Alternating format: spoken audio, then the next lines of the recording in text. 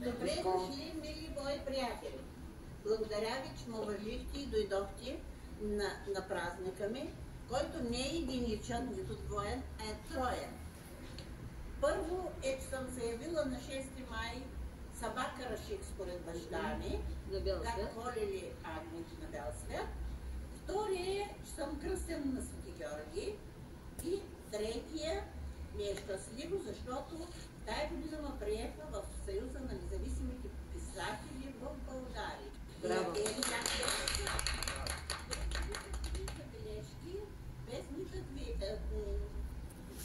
Просто с единодушие, въпреки че не сме познавали и други хора, не само българчани са гласували, от цяла България. И много съм доволна и щастлива. Браво! Още 2 книги са до година, да кажеш, че 2 книги си издала. Сега и започва творчеството на нея. Творческият ти път. Моля ли сега да посвещение? Да, сега си ти. Гръцката багряна. Дружески шар ще ги намали. Първо се представи кой си. Това е документ. Документ? Разбира се. Плешивия Пенчо. Доктор Пенчо.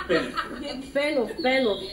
Моята колежка Гена, емигрантка преуспяла, справила се с Шенгена, Поздрав! често музата възпяла. Силно се провиква Гена от Атина чак до Спарта, от Семите с разгневено иска тя зелена карта.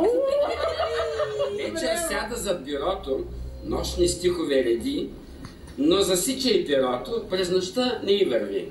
Иска да възпее нещо, сатира да подреди, тук изведнъж се сеща, писане отпреди. На куплетите напевни слага тя горчица, сол и от нощни стават дневни и звучат в си бемол.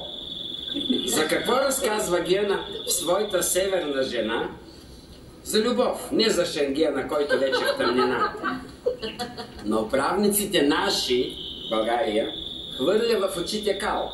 И Шенгена не я плаши, щом е южен портокал. От душа е млада Гена, ученичка в 6-ти клас. Само, че е навъртяла 60, но между нас. Гена крачено зелено, пише тя като багряна и си пее вдъхновенно, сякаш, че е в бодра смяна. Влюбена е тя в Щаки, посвещава му памфлет, с него в бурното сиртаки ще танцува тя навред. Хубаво е да си влюбен, да се чувстваш вечно млад и в Атина, като изгубен, да се люшкаш в този град.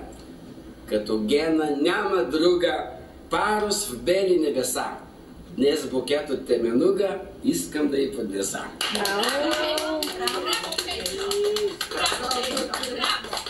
Пенчо, направо си върхът. Върхът си. Корифи отряза на корифи. Най-добрият приятел, който в добро и в лошо, винаги е бил до мен. В добро и лошо, Пенчо. Това е цялата книга. За здравето на Гена и на всички. Здрави приятелки. Давам го на приятели. Стотината. Стотина. Ние малко